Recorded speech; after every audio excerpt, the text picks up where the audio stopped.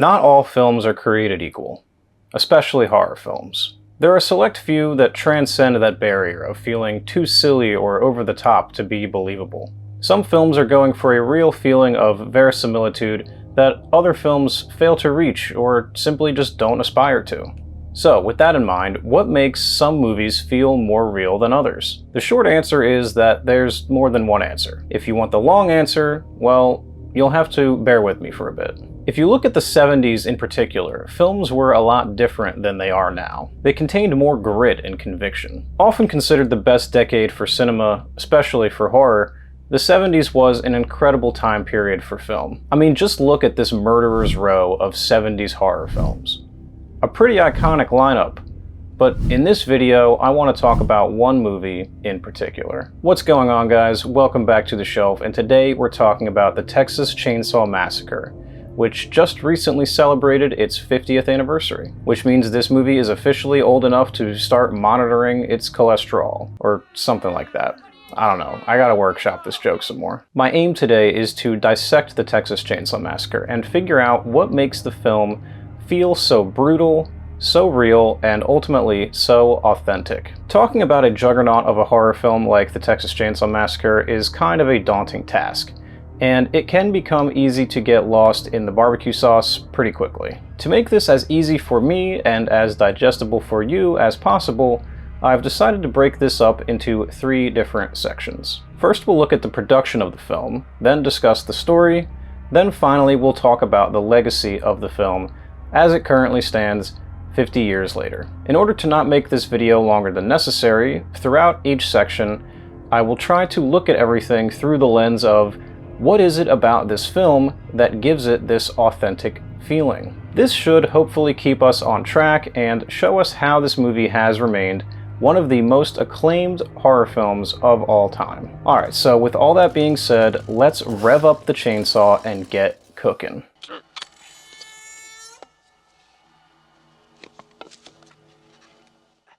The production of Texas Chainsaw, or TCM, as I will henceforth refer to it, was in many ways a brutal one. Legendary filmmaker Tobe Hooper went against the odds to get this thing made, working with a shoestring budget and a script that laughed in the face of commercial viability. He was also wearing many hats as a result of the low budget, serving as producer, co-composer, director, and co-writer. But diamonds are made under pressure, and with Tobe able to inject a singular vision into the production, the final product was something untouched by studio interference or notes from shareholders. Tobe surrounded himself with a very talented crew as well. He was complemented by the writing talents of Kim Hinkle, the vision of cinematographer Daniel Pearl, as well as an authentic cast of young adults. TCM is sort of like lightning in a bottle in the sense that it had all the right people involved at the right time. Despite the talented cast and crew, getting the movie made would still prove to be an uphill battle, but make it they did.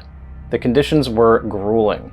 7 days a week for 5 weeks straight, and as many as 16 hours a day, if not longer. Not to mention a low budget of $140,000 that made conditions on set that much more rough. For instance, the budget and independent nature of the shoot made it so that the cast had to supply their own wardrobe, and they had to rewear that same wardrobe for the entirety of the shoot, without washing in the Texas heat. That's called suffering for your art right there. They definitely smelled really bad. They filmed mostly just outside of Central Texas in July, with temperatures averaging between 90 to 100 degrees daily. And it comes across on screen, let me tell you.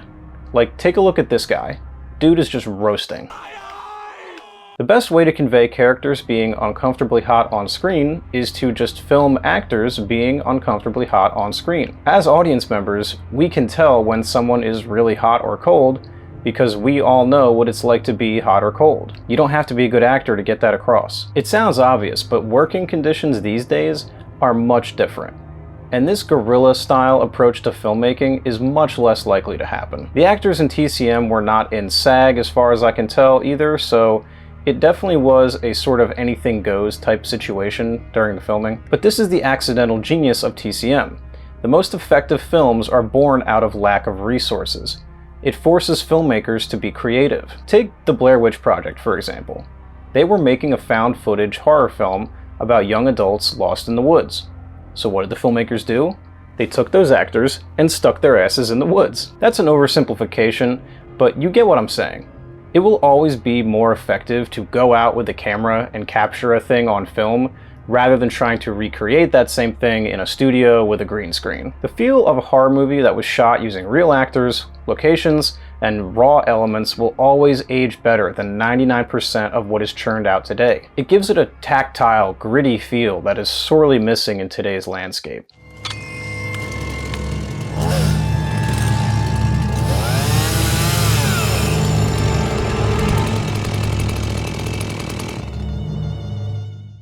We can't talk about what makes TCM so effective and not mention the art direction, production design, and makeup effects. Art director Robert Burns designed the interiors of the Sawyer house. He imbued all the bone effigies and animal remains with a very DIY taxidermy feel. There's something about this room in particular, lovingly referred to by fans as the Bone Room, that has such a fucked up feeling to it. Like, this is a very reasonable crash out on Pam's behalf. Not to mention the skin lamp and other such interior decorations that were tapping into the Ed Gein influences that were in the zeitgeist at the time. Everything was handcrafted and had a level of demented artistry to it, giving the house a lived-in feel and further lending to that feeling of authenticity. The makeup effects for Grandpa were done by Dr. W.E. Barnes, a real doctor and actual plastic surgeon, with the assistance, of course, of Dorothy J. Pearl. Barnes was a friend of Marilyn Burns and volunteered to help do the makeup effects for the movie. Barnes was able to take what he knew about actual medical practice and crafted very real-looking makeup effects, drawing from real-life experience. Together, Barnes and Pearl, no relation to cinematographer Daniel, crafted the makeup effects you see in the film that have held up so well over 50 years later. I would be remiss if I didn't mention the sound design and the score, or rather the absence of score, from Wayne Bell and Tobe Hooper himself.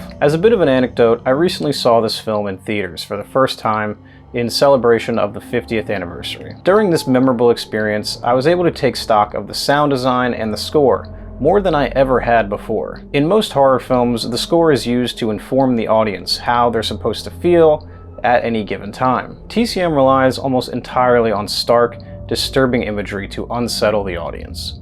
We're presented with these messed up images, and since there's not really any conventional music, they hit the audience harder, because we don't have the security blanket of a more normal film score to soften the blow, so to speak. The soundtrack is just these industrial, ambient noises that are more interested in crafting a mood that feels secondary to the images we're seeing. They serve to disorient and disturb the audience, allowing for an immersive experience into what the characters on screen are going through. The other effect of this unconventional score is a big part of what we're talking about with this video.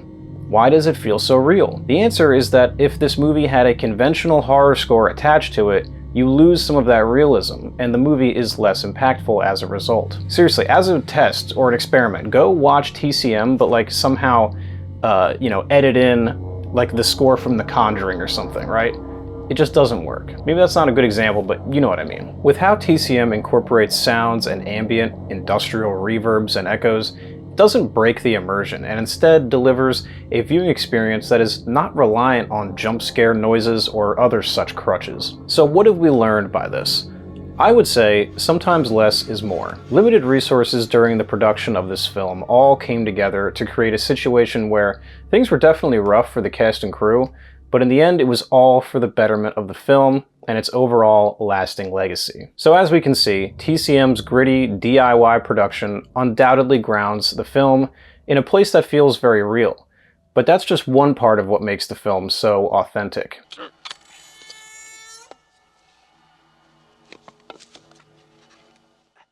The story of TCM is a simplistic one. Oftentimes with slashers, story and narrative are secondary to things like gore, nudity, kills, special makeup effects, etc. TCM is no exception. However, I don't think the lack of a conventionally strong narrative is to the film's detriment, because there's actually a lot going on in TCM under the surface. From the time you press play on this movie, obviously you know that something not so chill is gonna happen. It's not called the lovely walk in the park or the nice dinner with good friends. It's literally a movie where you go in expecting to see a massacre take place in Texas with a chainsaw. So with that comes this impending sense of dread from the first frame of this film. It's interesting too, because this sense of dread was sort of mirroring the way society was feeling at this time, with the rise of the serial killer really coming into prominence in the early 70s. More about that later. When discussing what makes this film feel so real, you have to acknowledge what a large role the state of Texas plays in the film. It's almost a character unto itself. There's the mantra of "don't mess with Texas," which takes on new meaning in the context of TCM. This mantra can be boiled down to, "You leave us alone, we'll leave you alone." Texas is a state that's known for proudly exercising its right to bear arms, and its citizens who defend themselves against anyone who would do them harm or violate their rights. So to that point, TCM is in a weird way an inversion of the home invasion subgenre. From a certain point of view, Sally and her friends are actually at fault for intruding on the Sawyer homestead despite not having ill intentions. Yet before they ever even enter the house, there is a palpable sense of danger and unease. The isolated country can be very unforgiving, especially in the summertime, with dehydration a cause for concern, as well as the risk of running out of gas without anywhere to fill up your tank. There is an inherent sense of danger before you ever even hear the revving of a chainsaw. And yet, our young group of protagonists never really seem to feel that worried. Even after their encounter with the hitchhiker, they're quick to look for a swimming hole and just kind of hang out. Let's talk briefly about Franklin's character, who is handicapped. This is significant because during this time in history, handicap representation was pretty minimal. This decision to make Franklin an invalid serves to further the notion that this movie is happening to real people. Not to mention the fact that this movie is just mean. TCM has handicapped people in it, and it's not afraid to kill them in horrible ways, where you might otherwise assume that because of their disability, they would be spared. Unfortunately for Franklin, this is not the case. We'll talk about Sally more later, so as for Pam, Jerry, and Kirk, honestly, they are pretty nondescript. Pam seems to be into astrology and gives off a bit of a hippie vibe, as does Jerry. Kirk is a pretty standard handsome leading man type guy.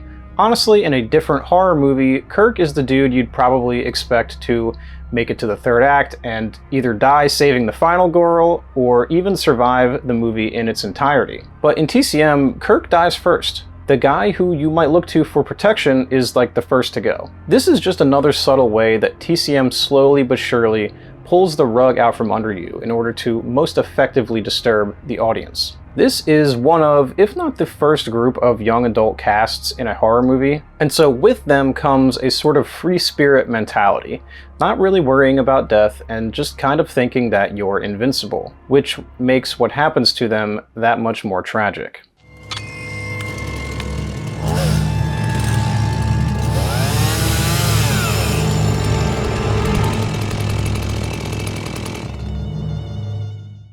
I would be remiss if I didn't discuss the Sawyers themselves and what makes each of them so unique, yet undeniably terrifying. Each member of the family is sort of progressively more insane than the last, and in different ways as well. Let's start with the cook. He's a front-facing kind of guy and can pass for a sane person when the situation calls for it. Sally even sees him as a form of refuge when she's running from Leatherface in the third act. To her, he seems like a mostly normal dude relative to everyone else she's met so far. He mostly looks like someone who would help you out of a dangerous situation, but in reality, he is most likely going to smack the shit out of you with a broom and throw you in a burlap sack.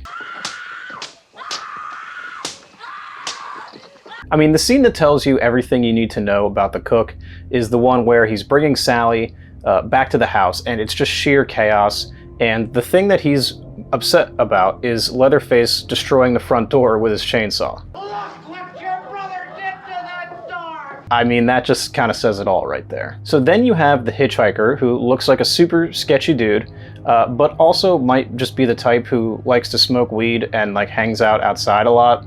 Not someone you'd probably like to spend a lot of time with, but also not, you know, weird looking enough that you wouldn't pick him up if he was hitchhiking. When you first see the hitchhiker, you think, this guy's probably not on the up and up, but no reason we can't give him a quick ride, right?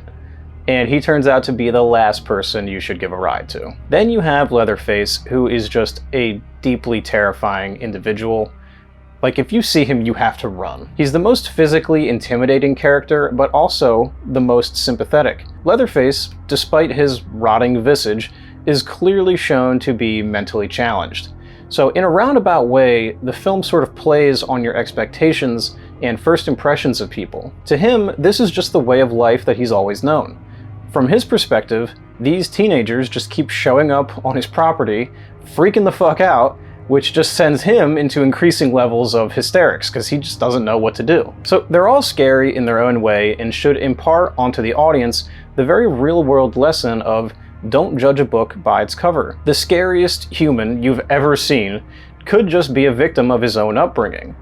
And the seemingly normal person could be capable of the most despicable acts. Finally, I'll talk about Sally a little bit because she is a pretty influential piece of this movie's puzzle. When we talk about the concept of the final girl, many will think of Laurie Strode or Sidney Prescott, as they are some of the more seminal and overall popular among their ranks. Sally Hardesty, played here by Marilyn Burns, is perhaps one of the more underrated final girls in my opinion. Final girls have evolved over the years from mere victims of circumstance to something more closely resembling a phoenix rising from the ashes, a rebirth of sorts, or transformation from damsel in distress to badass femme fatale. Early on, however, final girls in horror were depicted as just ordinary young women. They were quick thinking and capable, but not well versed in combat or any other survival skills that would allow them to fend off a killer for very long, without a lot of luck or help from others. To me, this sort of final girl feels more true to life and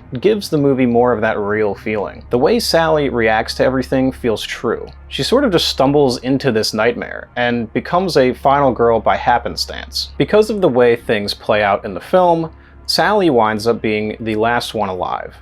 But if things had played out differently, Sally could have died first, and maybe there would have been no survivors at all. Sally feels responsible for her handicapped brother Franklin, and therefore is obligated to be by his side throughout the movie up until his demise. Sally's obligations to Franklin make it so that she does not have the opportunity to abscond with boyfriend Jerry to a watering hole like Kirk and Pam did, which in doing so ultimately gets them killed first. Because of this attachment to her brother, this selflessness that Sally exhibits, circumstances allow for her to survive in a roundabout way. Furthermore, if we look at the tropes of the final girl, sexual abstinence is often something that indirectly saves them from death. Whether it be intentional abstinence or this sort of indirect abstinence that Sally is faced with. These unwritten rules are the core pillars of the slasher genre, and they were established by the likes of TCM,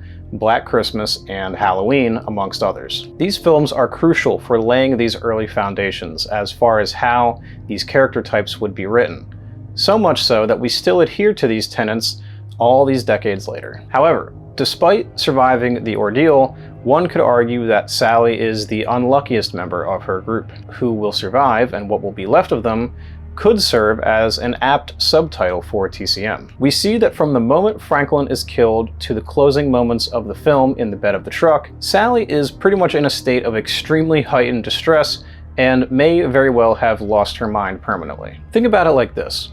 When everyone is insane and you're normal, normal becomes insane and everything is flipped upside down. Sally quite literally goes through hell and has her entire world shattered in just hours. It's extremely bleak, and that's the nature of TCM. It's random, it's horrifying, because it's real. There's nothing in TCM that couldn't actually happen, and that's what makes it so authentic. And to me, the scariest horror movies contain things that live in a realistic space. So as far as the story goes, it is fairly simple. Sally and her group arrive at this house and all hell breaks loose. People are killed and Sally escapes. It's actually pretty light on overall plot. TCM is more about the overall experience, the ride that it takes you on. Looking at the film 50 years later, there is still so much worth talking about. New generations are discovering it every day, keeping the chainsaw alive and pretty much running indefinitely.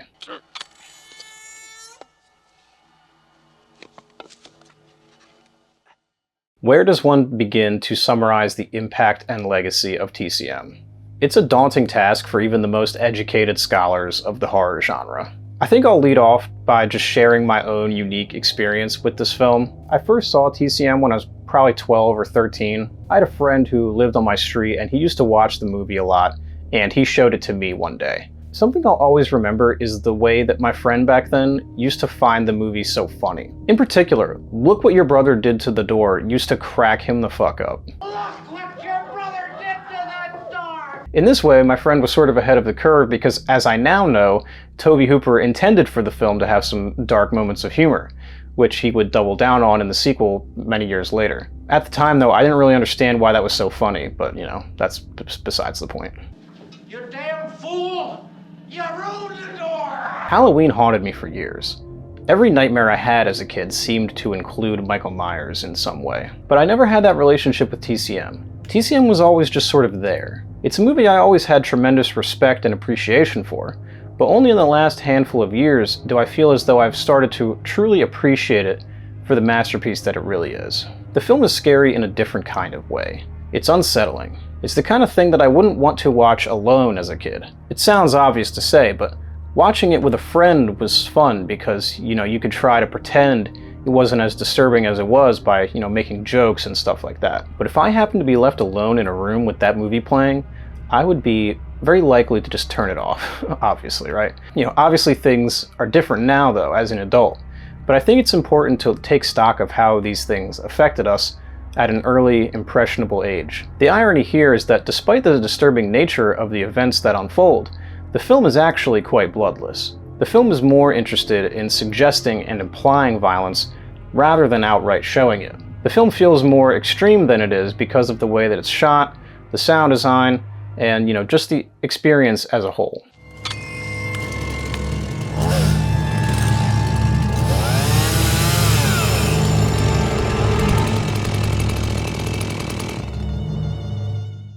Horror movies changed after TCM.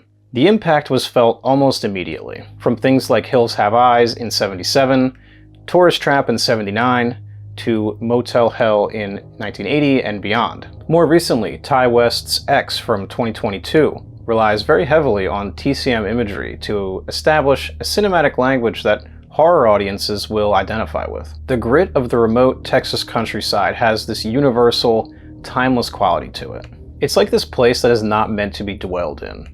You move through it in an effort to get somewhere else, but you aren't supposed to stay for an extended period. Only the most hardened and seasoned creatures can survive in this type of environment. It's not for the faint of heart. The ones who do inhabit this place are sort of othered.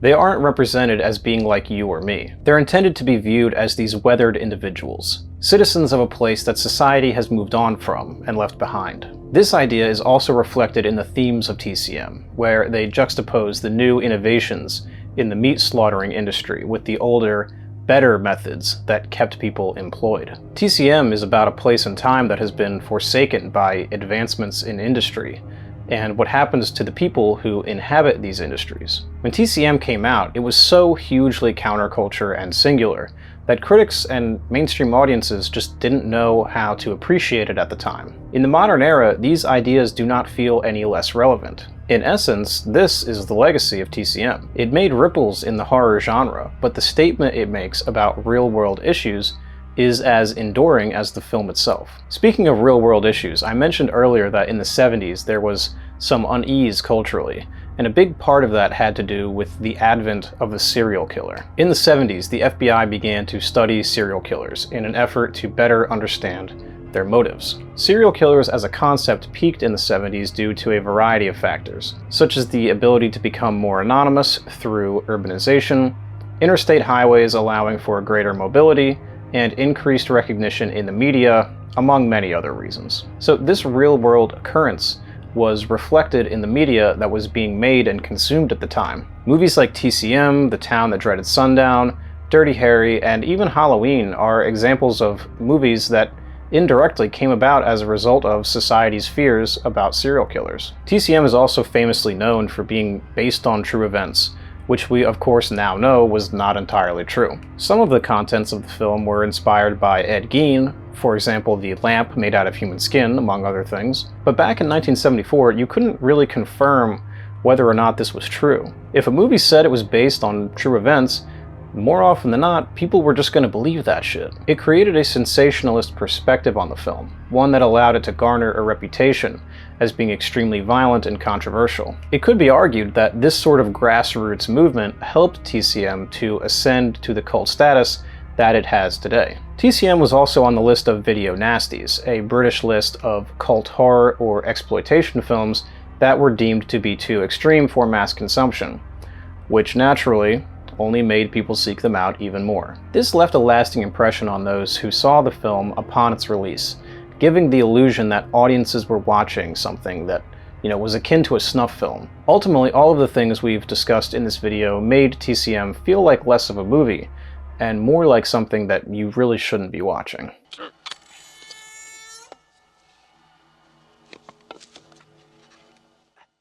When you look at TCM as a franchise, you really couldn't get more of a mixed bag. TCM 2 was Toby returning to the franchise in a directorial capacity for the second and final time. With the sequel, Toby didn't want to just remake the first movie, instead honing in on the comedy that was more subdued in the original film. For my money, personally, I would say that the TCM franchise has more bad films than good ones. But the ones that are good, like the remake from 2003 and TCM 2, are very good. The highs are high and the lows are very low, in other words. But this franchise also has just some truly awful movies.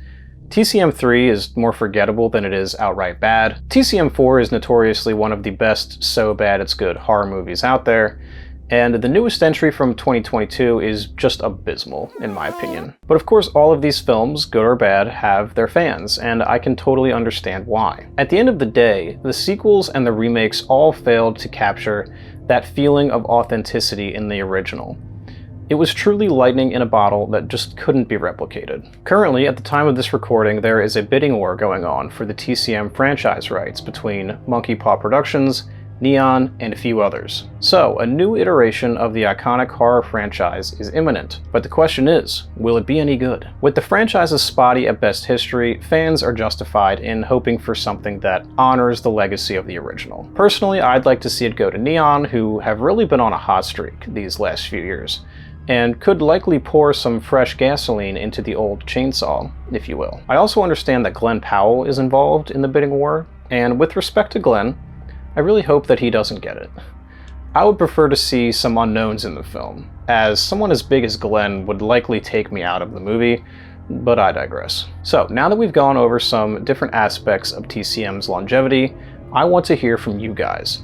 What is it about TCM, in your opinion, that makes it feel so gritty and authentic? Why is it that TCM has been established as a North Star for future generations of horror filmmakers to follow? As I said earlier, discussing TCM at length could easily become a 5-hour endeavor with so many different topics to cover, but at the root of it all, it is my opinion that the authenticity of TCM is the key to the long, healthy life that the film has lived. So to that end, I leave you with a few words of advice. Don't pick up hitchhikers, don't eat the barbecue, and most importantly, respect the chainsaw, because the chainsaw is family, and family is forever, just like the Texas Chainsaw Massacre. Alright guys, that's it for me today. Please make sure to drop your opinions in the comments. I really would like to hear from you guys on this one. Very curious what you guys have to say. Like the video if you liked it, subscribe if you haven't. We talk about new movies, old movies, physical media, and horror in general. With all that being said, please take care and remember to watch more movies.